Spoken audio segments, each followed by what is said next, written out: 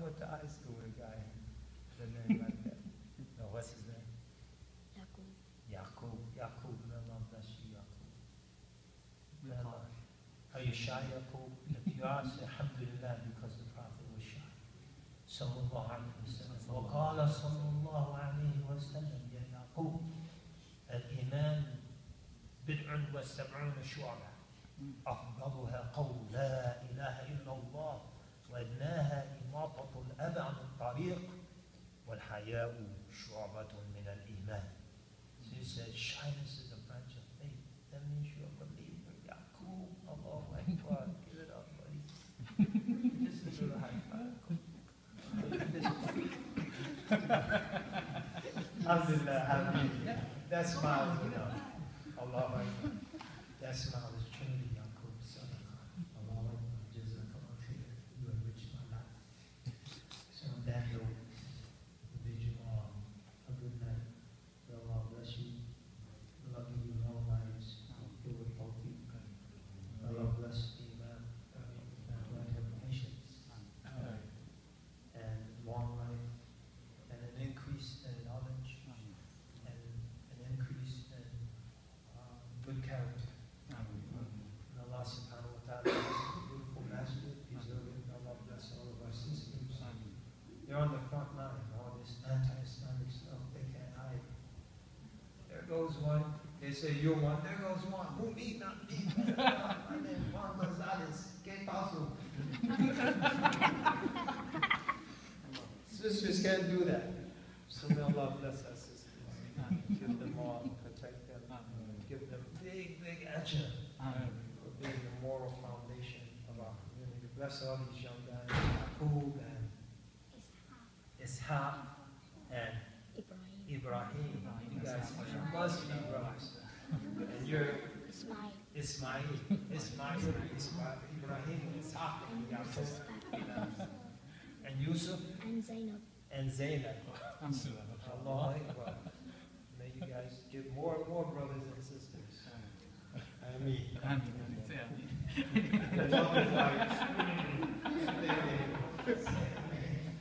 Oh boy.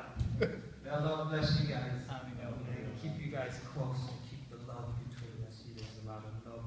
You guys love each other. Allahu Akbar. Allahu Ya'qub Habibi and Wasallam.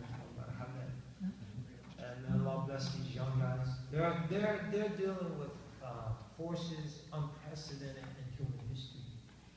So anyone who is over 40 years old, definitely over 50 years old, didn't grow up with the internet, didn't grow up with the cell phone, didn't grow up with texting, didn't grow up with Instagram, didn't grow up with Snapchat, didn't grow up with Twitter, nor Facebook. All of these distractions that turn a person away from the remembrance of Allah generally.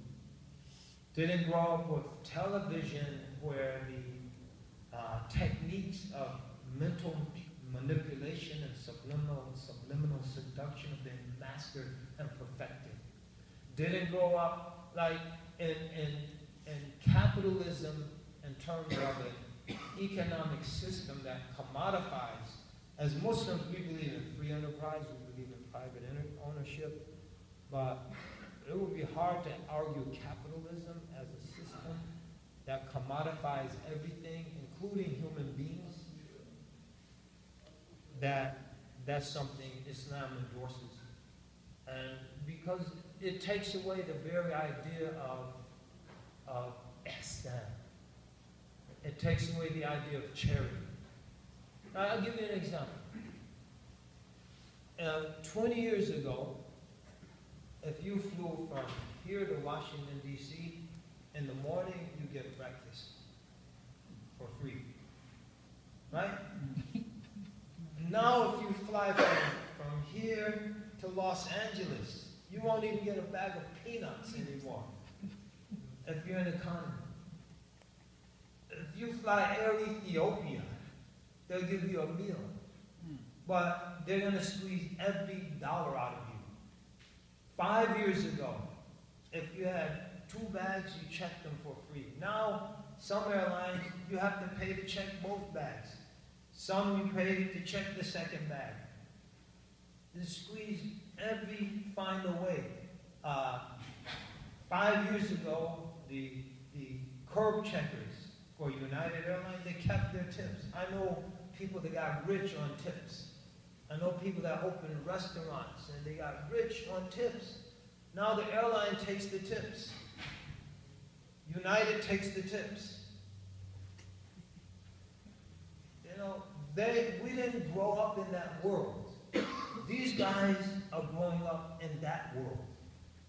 And so we have to make special prayers for them. We have to protect them as much as possible. We have to try to, don't let your children play all these video games and all these things.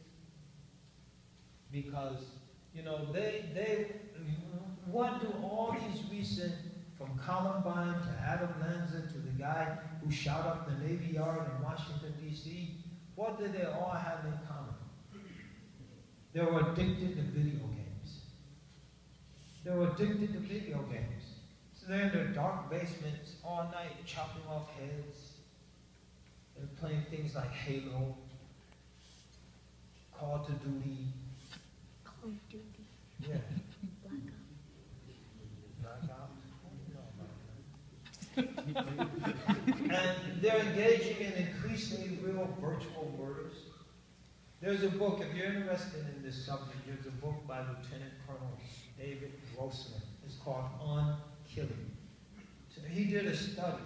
His study, he found until World War II, the kill ratio with the advent of modern warfare, in other words, a soldier who had an opportunity to kill another soldier, the kill ratio was approximately 15%.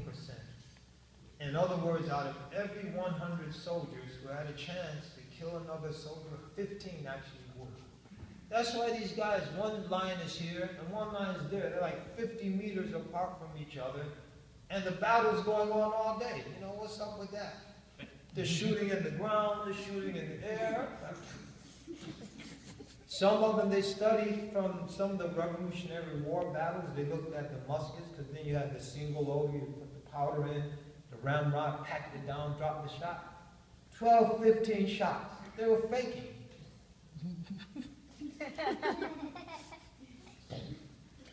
They were faking like they were shooting. 15%. From World War II to Vietnam, it went from 15% to 90%. What happened between World War II and Vietnam, the mid-60s?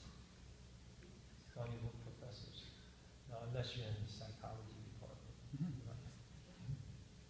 Pavlov and his dogs. Stimulus, response. Stimulus, response. So they designed video games, the military, to train soldiers not to think about the fact that you're taking another human being's life, but to respond to a stimulus. So the target pops out, bam, bam.